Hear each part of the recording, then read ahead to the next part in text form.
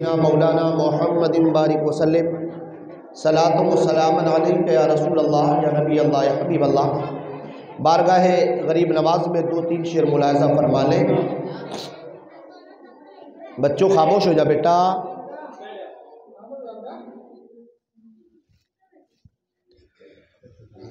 چھوٹے نہ کبھی،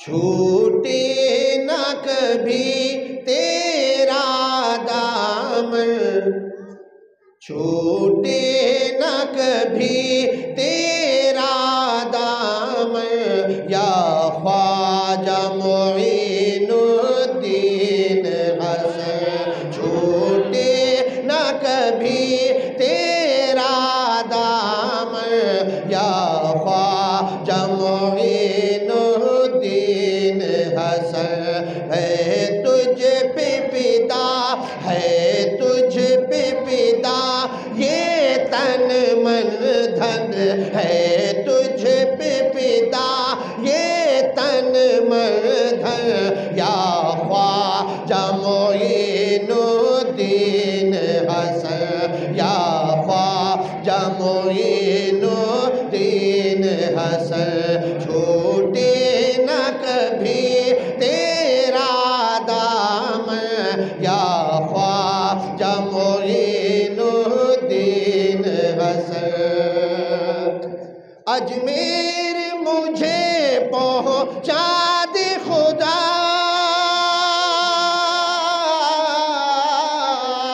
اجمیر مجھے پہنچا دے خدا، چادر میں چڑھاؤ پھولوں کی، چادر میں چڑھاؤ پھولوں کی، پھر صدقہ کرو، پھر صدقہ کرو یہ تن من دھن، پھر صدقہ کرو یہ تن من دھن، یا خواجہ معین الدین حسن، یا خواجہ معین الدین حسن، یا خواجہ معین الدین حسن۔ اور یہ شعر میں ملاحظہ فرمائیں کہ طیبہ ہو کہ ہو اجمیر نجف، ہر سمت نظر تم آتے ہو، طیبہ ہو کہ اجمیر نجف، ہر سمت نظر تم آتے ہو، ہر سمت نظر تم آتے ہو، کچھ ایسی لگی، کچھ ایسی لگی، کچھ ایسی لگی ہے تجھ سے لگن، کچھ ایسی لگی ہے تجھ سے لگن، یا خواجہ معین الدین حسن، یا خواجہ معین الدین حسن، یا خواجہ معین الدین حسن۔ درود پاک پڑھ لیں۔ اللہم صلی علی سیدنا و شفیعنا حبیبنا مولانا محمد بارک وسلم، صلاۃ و سلام علیک یا رسول اللہ یا نبی اللہ یا حبیب اللہ۔ میں نے قرآن مجید کی ایک مبارک آیت اور سرکار کی ایک حدیث آپ کے سامنے پڑھی۔ رب فرماتا ہے انما یخشی اللہ من عبادہ العلماء، کہ اللہ سے ڈرنے والے وہ علماء ہیں۔ تفسیر کبیر میں جو تفسیر لکھی اور اسی کی تفسیر حضرت امام رازی رضی اللہ رحمۃ اللہ تعالی علیہ نے لکھی کہ ڈر سے مراد یہ ہے کہ جب بندے کے پاس علم ہوتا ہے تو وہ پہچانتا ہے کہ میرا مالک حقیقی کون ہے، کیونکہ اللہ کی معرفت بنا علم کے بالکل ممکن ہی نہیں۔ اس کے بعد رسول کی رسالت، جس رسول کی امت میں وہ ہے، اگر اس کو ہی نہیں پہچانتا تو پھر اس کے ایمان کی اوقات کیا ہے؟ حلال و حرام، جائز و ناجائز، اولا خلاف اولا، مستحب و مکروہ، ان تمام چیزوں کے جو فرق ہے، ان سارے فرق کو جاننا یہی علم ہے۔ اور علم کے حوالے سے یہ یاد رکھیں، یہ ضروری نہیں کہ کسی درسگاہ میں بیٹھ کر ہی علم حاصل ہوگا، یہ ضروری نہیں کہ مدرسوں کے جو نصاب ہیں وہ نصاب ہمیں درسی نصاب کے اعتبار سے پڑھ کر کے علم حاصل ہوگا، بلکہ امام رازی نے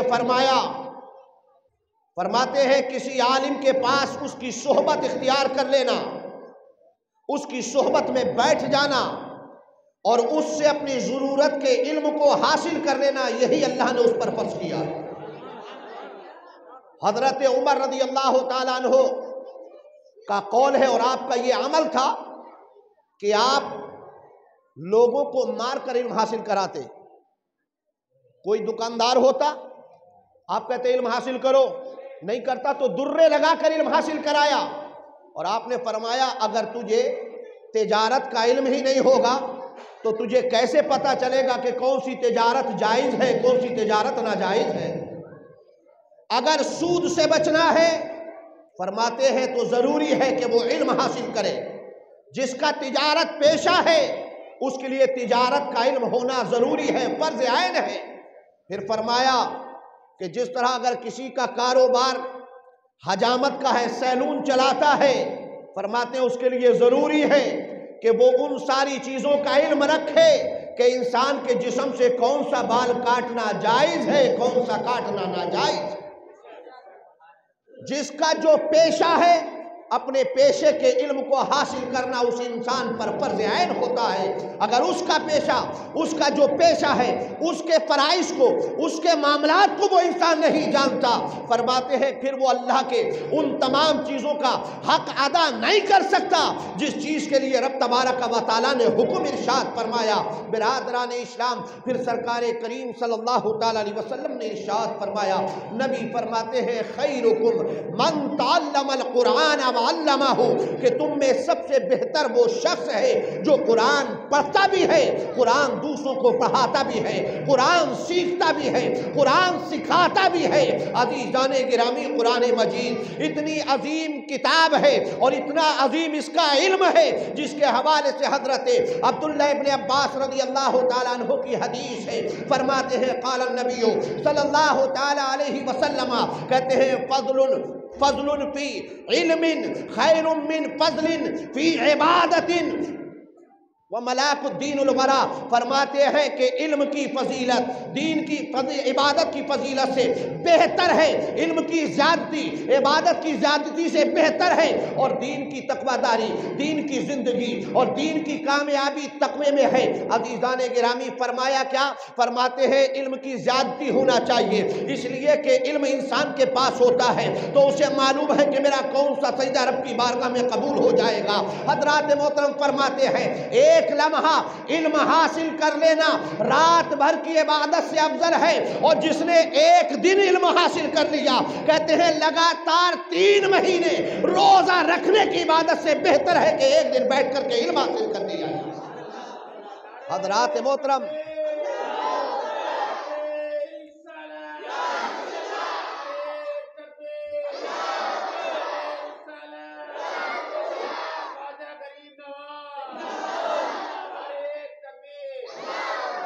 حضرات محترم، جن کا بچہ قرآن کا حافظ ہو جائے، جن کا بچہ قرآن پڑھنے کے لائق ہو جائے، جو قرآن کو صحیح طور سے پڑھنے لگے، عزیزان محترم، اگرچہ ہم اس کی اہمیت کو نہیں سمجھتے مگر اتنا یاد رکھو کہ جو بچہ قرآن پڑھنے والا ہے اس کے مقابلے کا کوئی کتنا ہی بڑا ڈگری ہولڈر کیوں نہ ہو جائے، اس کا وہ مقام رب کی بارگاہ میں نہیں ہو سکتا جو ایک قرآن پڑھنے والے طالب علم کا مقام ہوتا ہے۔ حضرات محترم، اللہ کے پیارے حبیب صلی اللہ تعالیٰ علیہ وسلم کو ایک صحابی کے موت کے بارے میں پتہ ہے، آقا کریم صلی اللہ تعالی علیہ وسلم نے اسے فرمایا کہ تم چند لمحوں کے بعد مرنے والے ہو۔ لوگ یہ کہتے ہیں نا کہ نبی کو پتہ نہیں کون کب مرے گا۔ میں نے کہا مصطفیٰ اپنے صحابی سے کہتے ہیں کہ تم صرف چند لمحات کی زندگی تمہارے پاس ہے، اگلی گھڑی تمہاری موت آنے والی ہے۔ عزیزان گرامی، صحابی رسول جانتے تھے کہ مصطفیٰ جو کہیں گے وہی ہوگا۔ عزیزان گرامی، موت کا وقت پتہ چل گیا، اس سے بڑی اور خوشی کی بات کیا ہو سکتی ہے؟ آقا کی بارگاہ میں بیٹھ کر عرض کرتے ہیں یا رسول اللہ من اشتغل، سرکار میں کون سا ایسا کام کروں کہ اللہ کی بارگاہ میں مجھے قرب حاصل ہو جائے؟ سرکار میں کیا کروں کہ اللہ مجھے بخش دے؟ عزیزان گرامی، سرکار نے یہ نہیں فرمایا کہ نماز کی نیت باندھ لو سجدے کی حالت میں مر جانا۔ سرکار نے یہ نہیں فرمایا قرآن لے کر کے بیٹھ جاؤ اور قرآن پڑھتے پڑھتے مر جانا، بلکہ سرکار نے فرمایا اے میرے پیارے صحابی، علم حاصل کرنے کا ارادہ کر لے، علم حاصل کرنے لگ، اس لیے کہ جو بندہ علم حاصل کرتا ہے وہ جنت کے راستے میں ہوتا ہے۔ جیسے ہی روح قبض ہوتی ہے اللہ تعالیٰ جنت میں اعلیٰ مقام عطا فرما دیتا ہے۔ برادران اسلام، کہتے ہیں سرکار نے اپنے صحابی سے ارشاد فرمایا، نبی نے یہ نہیں کہا کہ نمازوں میں کھڑے ہو جاؤ، سرکار نے یہ نہیں کہا کہ سجدہ کرنے لگ یا نیت باندھ کے کھڑا ہو جا، سرکار نے فرمایا کہ علم حاصل کرنے میں مشغول ہو جاؤ، علم حاصل کرنے لگو، اس لیے کہ جب بچہ علم حاصل کرنے کے لیے نکلتا ہے نبی فرماتے پھر وہ جنت کے راستے میں ہوتا ہے۔ جب تک راستے میں ہے، علم حاصل کرتا ہے، جہاد فی سبیل اللہ سے زیادہ ثواب ملتا ہے، واپس آتا ہے تو اللہ تعالیٰ اس کو جنت کا پروانہ عطا فرما دیتا ہے۔ حضرات محترم، یہ مسجد بختیار، اس میں بچوں نے قرآن کا ناظرہ مکمل کیا اور سیڑھی بسیڑھی یہ بچے اعلیٰ منزل تک پہنچتے ہیں۔ انہی میں سے کوئی حافظ قرآن بنے گا، انہی میں سے کوئی عالم دین بنے گا، انہی میں سے کوئی مفتی بنے گا، انہی میں سے کوئی دین کا رہبر بنے گا، انہی میں سے کوئی قوم کا ذمہ دار بنے گا۔ عزیزان محترم، یاد رکھو کہ جس کی بنیاد اچھی ہو جاتی ہے، جن کی تربیت اچھی ہو جاتی ہے، جنہیں مصطفیٰ کا دیوانہ بنا دیا جاتا ہے، جنہیں اس کے رسالت کے پیغام دے دیے جاتے ہیں، جنہیں مصطفیٰ کی جامع محبت پلا دی جاتی ہے، یاد رکھو وہ بچپن سے لے کر جوانی کی دہلیز تک، زندگی کے آخری مرحلے تک اگر نبی کا غلام رہتا ہے وہ بھی ثواب پاتا ہے۔ جو اس کی تربیت کرتا ہے اللہ تعالیٰ اسے بھی جنت میں اعلیٰ مقام عطا فرماتا ہے۔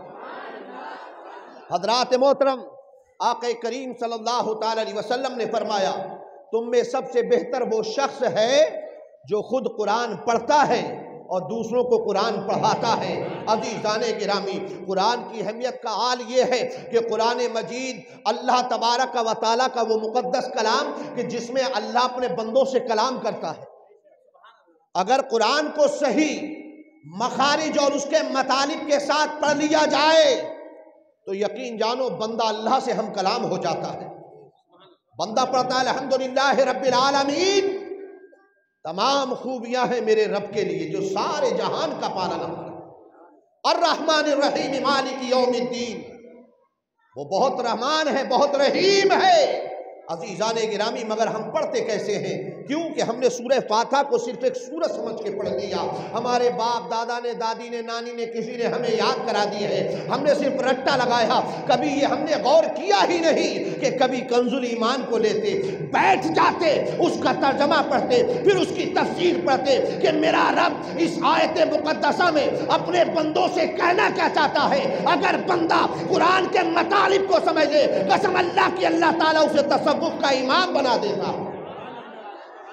تصوف کہیں اور سے نہیں آیا، اسی قرآن کے رموز و اسرار کو سمجھنے کا نام تصوف ہے، جسے پڑھ کر کے، جس کو سمجھ کر کے بڑے بڑے اولیاء کرام اللہ تبارک و تعالیٰ سے ہم کلام ہو جاتے ہیں۔ یعنی کہ عزیزان گرامی، وہ موسیٰ کی طرح کلام تو نہیں کرتے، مگر استغراق کی حالت میں وہ رب سے کچھ کہتے ہیں، رب ان کا جواب ارشاد فرماتا ہے، رب کچھ کہتا ہے، یہ رب کا جواب دیتے ہیں۔ عزیزان محترم، اور یہ مقام کسی اور کتاب کو پڑھ کر کے نہیں ملتا، بلکہ یہ مقام اگر ملتا ہے تو قرآن پڑھنے کے بعد میں اللہ تبارک و تعالیٰ اپنے بندوں پر ایسا فضل فرما دیتا ہے کہ وہ زمین پہ بیٹھ کے عرش معلیٰ کا مشاہدہ کر لیتا ہے۔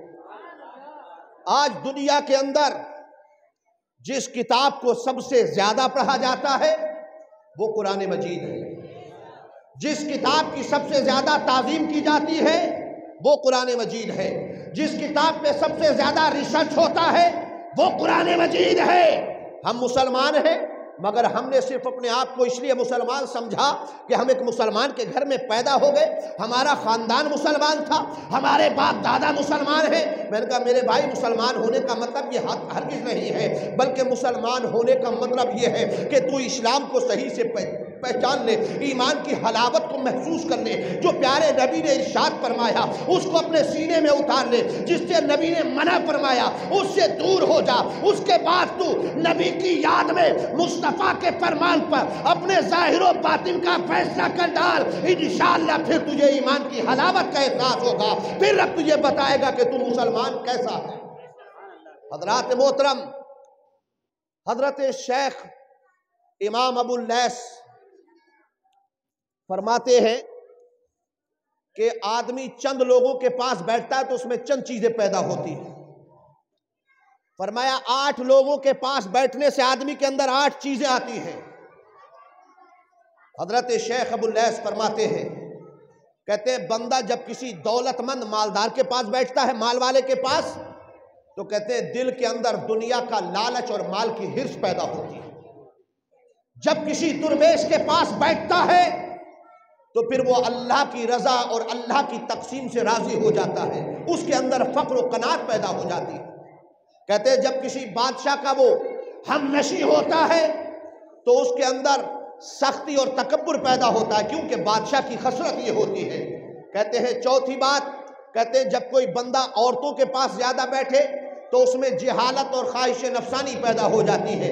بچوں کے پاس بیٹھتا ہے تو ہنسی مذاق اور ٹھٹا کرنا زیادہ سیکھ جاتا ہے۔ کہتے ہیں جب گناہگار کے پاس بیٹھتا ہے تو پھر گناہوں پہ جری ہو جاتا ہے۔ فاسق کے پاس بیٹھتا ہے پھر گناہ کرنے میں اسے کوئی عمل دور نہیں رکھتا ہے۔ کہتے ہیں جب نیک کے پاس بیٹھتا ہے تو دل کے اندر اللہ کی خشیت پیدا ہوتی ہے، اور جب کسی عالم کے پاس بیٹھتا ہے تو پھر اللہ تعالیٰ اسے نور علم عطا فرما دیتا ہے، پھر اللہ تعالیٰ دنیا کی عزت بھی دیتا ہے، آخرت میں جنت بھی عطا فرما دیتا ہے۔ حضرات محترم، اس لیے علماء کی مجلس میں بیٹھو، علماء کے ہم نشی بنو، علماء کی صحبت اختیار کرو۔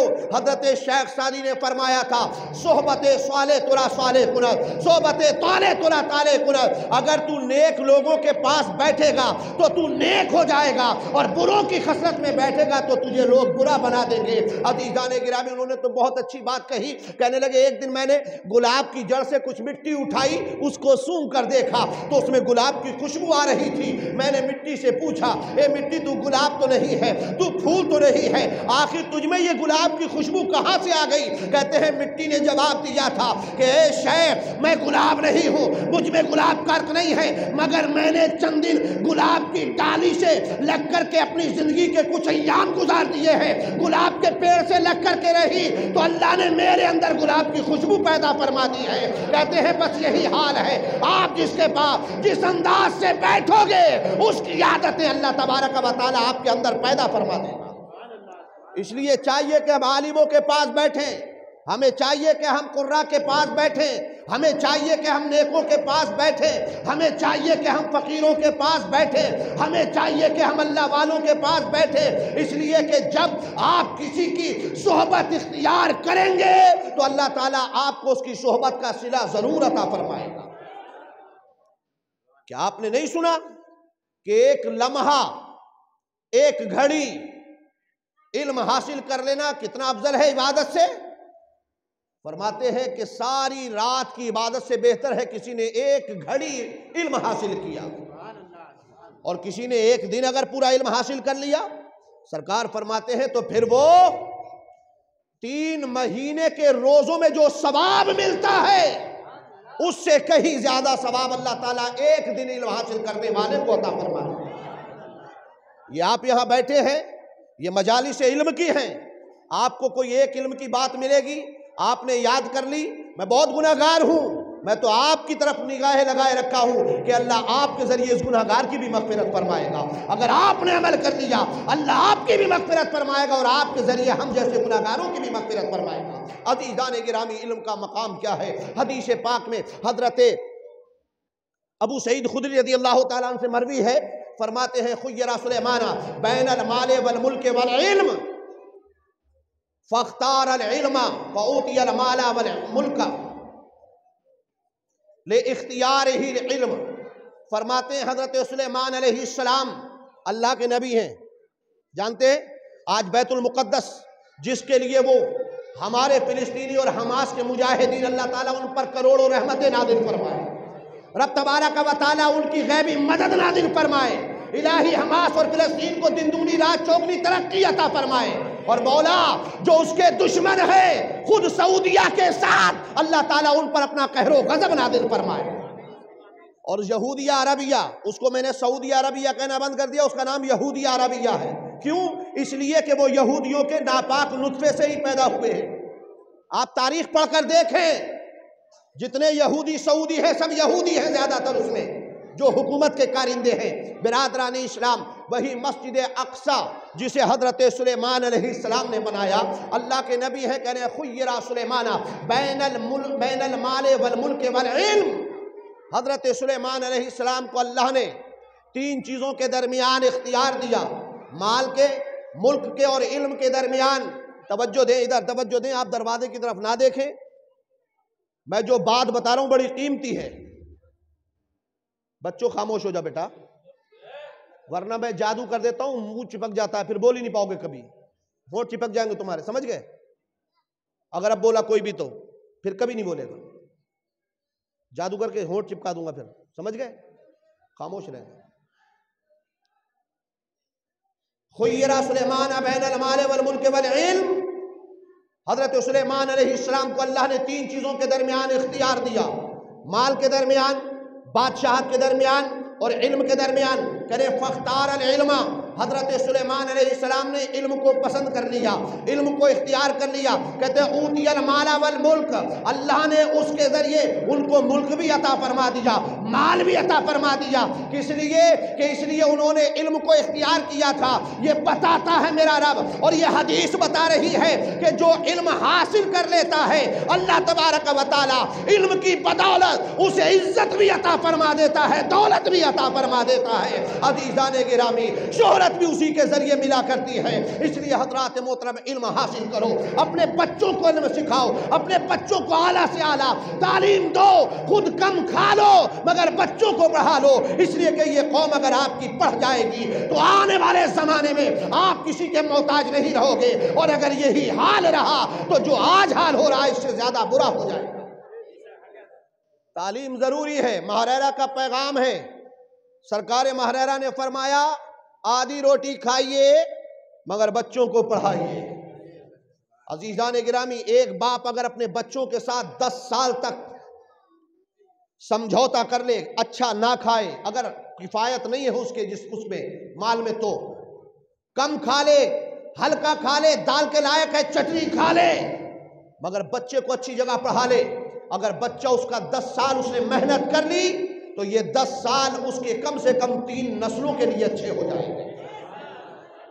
10 سال کی محنت، ایک بندے کا سمجھوتا کرنا زندگی کے ساتھ 3 نسلوں کو سدھار دیتا ہے. کیا آپ نے نہیں دیکھا ڈاکٹر کے بچے ڈاکٹر ہی ہو جاتے، ماسٹر کے بچے زیادہ تر ماسٹر بن جاتے ہیں، انجینئر کے بچے زیادہ تر انجینئر بن جاتے ہیں.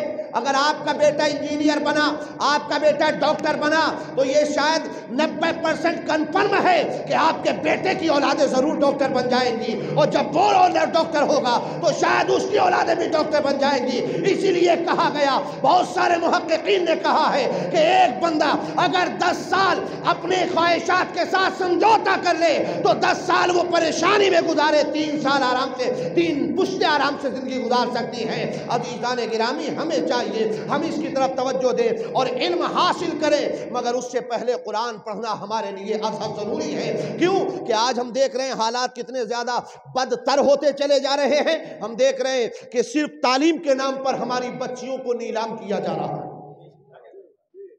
یہ وہ کڑوی حقیقت ہے جسے ہر آدمی سننے کو بھی تیار نہیں ہوتا، سن کر کے برداشت کرنے کو بھی تیار نہیں ہوتا. مگر میں نے کہا تم برداشت کرو یا مت کرو، یہ ذمہ داری ہماری ہے کہ ہم تمہاری آنکھیں بھٹے سی کھول دیں. اگر آنکھیں نہ کھلیں گی تو حال یہی ہوتا رہے گا. کیا آپ کو نہیں پتا کتنی ہماری بچیاں غیر مسلموں کے گھروں میں جا کر کے بسیرا کر بیٹھی؟ کس وجہ سے؟ کیوں کہ ان کو ہم نے کبھی دین کی تعلیم نہیں دی. ان کو بچپن سے ہم نے اسکول کالجز پڑھایا، یونیورسٹیوں میں پہنچا دیا۔ اب کھلے ماحول میں جہاں لڑکے اور لڑکیاں رہتی ہیں، کچھ بھی ہو کبھی تو آنکھ ملتی ہے، کبھی کسی سوال کوسچن کے آنسر کی وجہ سے ایک بار بات ہوئی، اگلی بار 2 کوسچن لے کر آئے گا، 2 بار کے بعد میں 4 کوسچن ہوں گے، پھر اس کے بعد میں چائے کافی کی کینٹین پر جا کر کے وہاں چائے کافی ہوگی، اور پھر یہ چائے کافی کے بعد لے کر زندگی گزارنے کی قسمیں اور وعدے ہو جاتے ہیں، اور پھر ایک ماں باپ کی عزت سر عام نیلام کر دی جاتی ہے۔ عزیزان گرامی کیوں؟ اس لیے کہ اسے نہیں پتا ہے سیدہ فاطمہ کا کیریکٹر کیسا تھا، اسے پتا نہیں ہے حضرت عائشہ کی زندگی کا ماحول کیا تھا، اسے پتا نہیں ہے نبی نے کس انداز سے ہمیں زندگی گزارنے کا سلیقہ بتایا ہے۔ میرے آقا ارشاد فرماتے ہیں جہاں ایک جوان لڑکی اور ایک جوان لڑکا ہو، نبی فرماتے ہیں ان دونوں کے درمیان تیسرا شیطان ہوتا ہے۔ پوچھا گیا، کہنے لگے کیا کوئی لڑکی کسی مرد سے تعلیم حاصل کر سکتی ہے؟ جواب کیا دیا گیا؟ کہنے لگے پڑھنے والی اگر رابعہ بصریہ ہو اور پڑھانے والے حضرت شیخ بایزید بسطامی، کہنے تب بھی جائز نہیں کہ تنہائی میں پڑھایا جائے۔ اب بایزید بسطامی کون ہے جانتے ہیں؟ وہ غوث اعظم سے بھی تقریباً 200 سال پہلے کے بزرگ ہیں۔ بایزید بسطامی جن کے لیے اللہ نے اس پورے ملک کے جانوروں کو یہ حکم دے دیا کہ جب تک میرا بایزید بسطامی کا وہ حال ہے، حضرت بایزید بسطامی، وہ بشر حافی کا معاملہ، حضرت بایزید بسطامی رضی اللہ تعالیٰ عنہ وقت کے بہت بڑے قطب الاقطاب کا نام ہے، اس بایزید بسطامی کے حوالے سے کہا جاتا ہے، اور حضرت رابعہ بصریہ کے حوالے سے روایت آتی ہے کہ جب حضرت رابعہ بصریہ خانہ کعبہ کا طواف کرنے گئی حج کرنے کے لیے، تو بہت سارے لوگ وہاں خانہ کعبہ کا طواف کرنے پہنچے تو لوگوں کو کعبہ نظر نہیں آ رہا ہے، کہتے کعبہ کہاں چلا گیا، یہی حرم کا میدان ہے، یہی تو خانہ کعبہ ہے۔ ندا آتی ہے کہ رابعہ آ رہی ہے، اس کے استقبال کو خانہ کعبہ جا رہا ہے۔ عزیزان گرامی، وہ رابعہ بصریہ پڑھنے والی ہو، حضرت بایزید بسطامی پڑھانے والے ہو، کہتے ہیں اس کے بعد بھی تنہائی میں ایک مرد کو ایک عورت کے لیے پڑھانا جائز نہیں ہے۔ میں نے کہا جب ایسے بزرگان دین کے لیے پڑھانا جائز نہیں ہے تو آج ہماری بچیاں جا کر کسی کینٹین کے اندر، کسی آفس کے اندر چند لڑکوں کے درمیان بیٹھ کر کے کیسے زندگی گزار سکتی ہے، کیسے اپنی عزت کی حفاظت کر سکتی ہیں؟ عزیزان گرامی، اس لیے ہمیں سوچنا ہوگا، اپنی بچیوں کی عزت کی حفاظت کرو۔ حضرات محترم، آج بہت سارے لوگوں کا یہ نظریہ ہو گیا کہ میرے بچے کامیاب ہو جائیں۔ میں نے کہا ہر باپ کی خواہش ہوتی ہے، مگر بچے کامیاب کرنا ہے تو لڑکوں کو کامیاب کرو نا، اس کو پردہ نہیں ہے۔ بیٹیاں وہ ہیں جنہیں اللہ نے صنف نازک رکھا، جس کو عورت کہا گیا جو چھپانے کی چیز بنائی گئی۔ بیٹی کے ذریعے تو اعلیٰ تعلیم حاصل کر کے اپنا مقام اعلیٰ کرنا چاہتا ہے دنیا کے سامنے، میں نے کہا وہ تو کبھی کبھار ہوتا ہے، لیکن کبھی ایسا بھی ہوتا ہے کہ جس عزت کی خواہش تو رکھتا تھا، چہ جائے کہ وہ عزت جو تیری عزت دنیا میں تھی وہ بھی دوسروں کے جوتوں کے نیچے آ جاتی ہے۔ آتی ہے کہ نہیں آتی ہے؟ لوگ تباہ و برباد ہو جاتے ہیں، عزتیں اڑ جاتی ہیں۔ عزیزان گرامی، اس لیے ہمیں چاہیے ہم اپنی بچیوں کو، بلکہ آج کا جو ماحول ہے، میں یہ کہتا ہوں ہو سکتا ہے کوئی میری بات سے اختلاف کرے، اتفاق کرے یا نہ کرے، مگر میں یہ بتانا چاہتا ہوں کہ شریعت اسلامیہ کی روح سے آج کے دور میں اگر آپ کے پاس پردے کا اہتمام ہے تو آپ اپنی بچیوں کو تعلیم دیں، اور اگر اہتمام نہیں ہے، جو تعلیم آپ کی بچی کو بدچلن بنا دے، جو تعلیم آپ کی بچی کو بے حیا بنا دے، ایسی تعلیم سے اچھا ہے کہ ہماری بچیاں جاہل رہ جائیں، عزت دار رہیں۔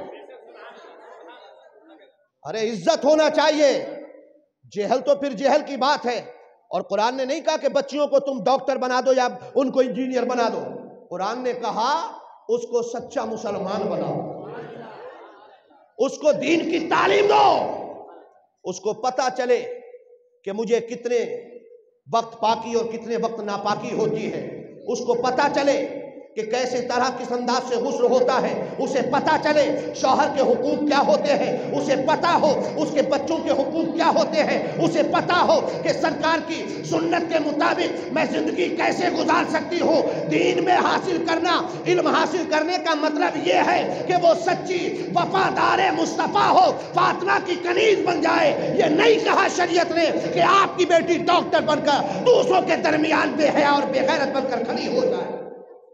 اور یہ آج ہو رہا ہے، یہ میں بہت مرتبہ بہت ساری جگہ کہہ چکا۔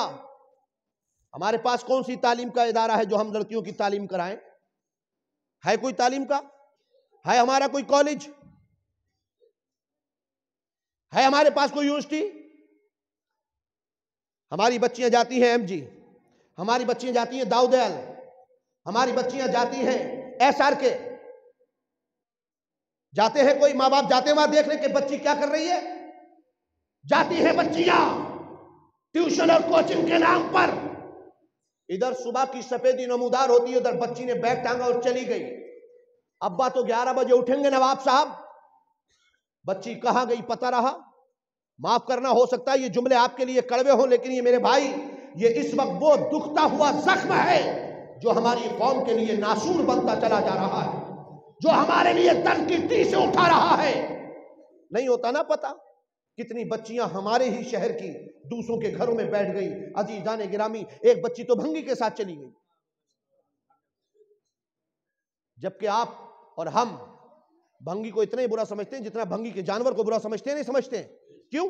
اس لیے کہ وہ بھنگی کی خوراک ہوتا ہے۔ لیکن صرف اس عشق کے نام پر اور اس تعلیم کے نام پر جب یہ حال ہو، ہم نے کبھی سوچا ہماری بچیاں قرآن سے لا علم ہو جاتی ہیں، کیونکہ جب وہ زبان کھولتی ہے تو اے بی سی ڈی یاد ہوتی ہے، اسے یاد نہیں ہوتا الرحمن الرحیم، اسے یاد نہیں ہوتا اللہ کے اسماء گرامی یاد نہیں ہوتے۔ عزیزان گرامی، اس لیے چاہیے، میں یہ بھی نہیں کہتا کہ آپ بچیوں کو تعلیم نہ دو، مگر ان کے تعلیم کا ایسا اہتمام کرو تاکہ آپ کی بچی تعلیم یافتہ بھی ہو جائے اور حیادار بھی رہے، عزت دار بھی رہے، اس کی عزت بھی محفوظ رہے۔ کیونکہ جب آپ کی ہماری بچیاں، آپ کی ہو یا میری ہو، بیٹی آپ کی ہو یا میری ہو، عزت تو سب کی برابر ہے، بہن آپ کی ہو یا میری ہو، عزت تو سب کی برابر ہے۔ اگر تکلیف آپ کو ہو اور مجھے نہ ہو تو پھر میرے ایمان میں کمی ہے۔ نبی فرماتے ہیں سارے مسلمان ایک جسم کی طرح ہیں، سارے مسلمان ایک جسم کی طرح ہیں، کیونکہ جسم میں چوٹ یہاں لگے تکلیف کہاں ہوتی ہے؟ یہاں۔ چوٹ یہاں لگے تکلیف یہاں، چوٹ یہاں لگے تکلیف یہاں، چوٹ یہاں لگے تکلیف یہاں۔ سرکار نے کہا بس یہی حال ہے کہ ایک مومن اگر تکلیف میں ہو اور دوسرے مومن کو اس کا احساس نہ ہو تو سمجھ لو ایمان کی حلاوت نہیں پائی ہے، ایمان مکمل نہیں ہوا ہے۔ مگر ہمارا یہ حال ہے کیا؟ آج ہمارا حال تو یہ ہے کہ ہم تو سوچتے یہ ہے بس ہماری بچی رہے دنیا کی نیست و نابود ہو جائے۔ عزیزان گرامی، ہمیں چاہیے کہ ہم اس کے بارے میں سوچیں، ہم اپنے اسکول بنائیں جس میں پردے کے ساتھ اہتمام رکھیں، پڑھانے والی بھی لیڈی ٹیچر رکھیں تاکہ وہ پڑھائیں اور بتائیں کہ مصطفیٰ کی سیرت ایسی ہے۔ حضرات محترم، یہ تو اللہ کا کرم ہے، یہ مدرسے جو آج اسلام کو بچائے ہوئے ہیں، یہ پورے وثوق کے ساتھ میں کہتا ہوں کہ آج اسلام زندہ ہے تو انہی مساجد اور مدرسوں کی دین سے زندہ ہے۔ اگر یہ نہ ہو تو دنیا میں کوئی اسلام کو پہچاننے والا ہو ہی نہیں سکتا۔ کون پہچانے گا؟ مجھے آپ نے بلایا، میں بول رہا ہوں، میں کوئی آسمان سے نہیں ٹپکا تھا، میں نے بھی مدرسے میں بیٹھ کر علماء کے سامنے زانوئے عنق طے کیے، تب اللہ نے یہ بولنے کا سلیقہ عطا فرمایا۔ اگر یہ مدرسے نہ ہو تو کہاں پر ہم حاصل کریں گے؟ کہاں سے ہمارے پیشوا، ہمارے مقتدی آئیں گے؟ کون ہمیں بتائے گا کہ مصطفیٰ کی سیرت ایسی تھی؟ کون ہمیں بتائے گا نبی کونین کے جینے کا زندہ سلیقہ ایسا تھا؟ کون ہمیں بتائے گا سیدہ فاطمہ کی سیرت کے پہلو کون ہمیں پڑھ کے بتائے گا؟ عزیزان گرامی، اس لیے ان مدارس کا اہتمام رکھو۔ اگر مدرسے نہیں ہیں مساجد کے اندر، آپ اس کو بڑھ چڑھ کر کے حصہ لیتے رہو۔ کیوں کہ ہر جگہ کوئی بہت بڑی بلڈنگ کا نام مدرسہ نہیں ہوتا، جہاں دین کا کام ہو جائے وہی بہت بڑا جامعہ ہوتا ہے۔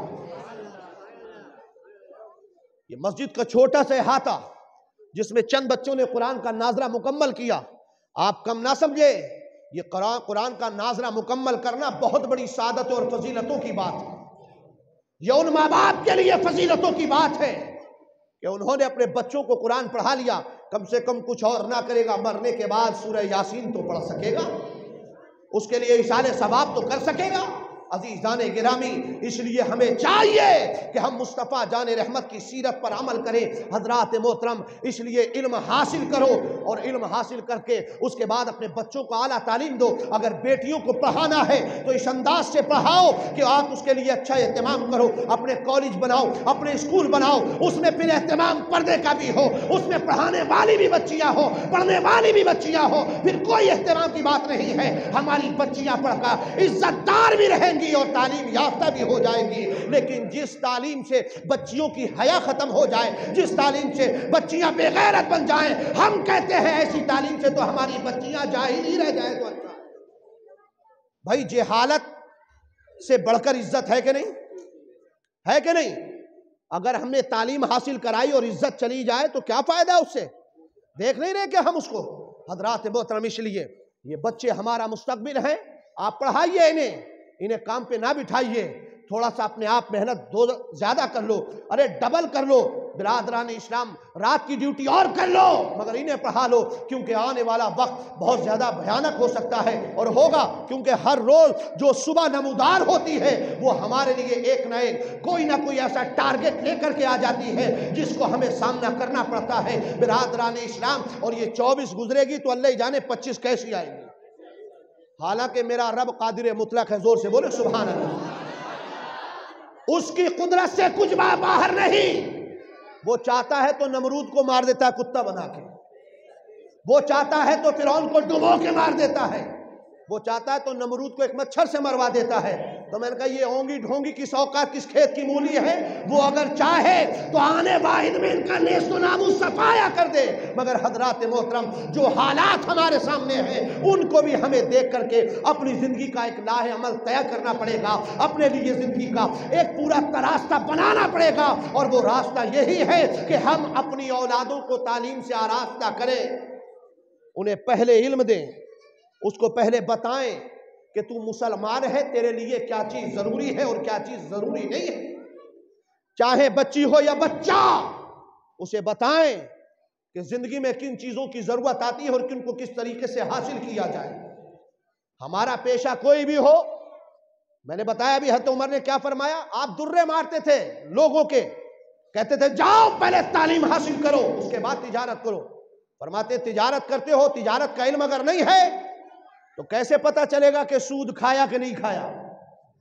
تجارت کرنے والے کے لیے ضروری ہے کہ تجارت کے مسائل کا سارا علم اسے ہونا چاہیے تاکہ اس کی تجارت شریعت کی روشنی میں اچھی ہو جائے۔ جس کا جو پیشہ ہو اپنے پیشے کے سارے مسائل پر اس کو دسترس ہونا چاہیے، معلومات ہونا چاہیے تاکہ اس کی حرام چیزوں سے بچ سکے۔ مثال اسی لیے تو دی تھی، کہتے ہیں کہ اگر کسی کا کام حجامت کا ہے یعنی سیلون چلاتا ہے، کہتے ہیں اس کے لیے ضروری ہے کہ وہ حجامت کے سارے مسائل کو جانے تاکہ اس کو پتا چلے کہ جسم کے کون سے بال کاٹنا جائز ہے اور کون سے کاٹنا ناجائز۔ ہماری تو سیلونوں میں آج الٹی داڑیاں مونڈ دی جاتی ہیں، کیا داڑھی کے بال کاٹنا جائز ہے؟ اسی لیے کہا گیا کہ جب آپ کو علم نہیں ہوگا تو آپ ضرور خطا کریں گے۔ عزیزان گرامی، اس لیے ہمیں چاہیے کہ ہم پہلے بچوں کو ہر بچے کے لیے ضروری سمجھ لیں کہ اسے قرآن اور دین کے ضروری مسائل، خاص طور سے عقائد کے مسائل کسی اچھے عالم سے پڑھائیں مگر ان سے نہ پڑھائیں، اس لیے کہ جو جیسا ہوگا ویسے ہی تو کرے گا۔ عقائد پڑھانا ہے تو وفاداران رضا سے پڑھائیں، عقائد پڑھانا ہے تو غلامان غوث سے پڑھائیں، یہ بتائے گا کہ سجدہ اللہ کی بارگاہ میں کرو، دل مصطفیٰ کی بارگاہ میں جھکا دو۔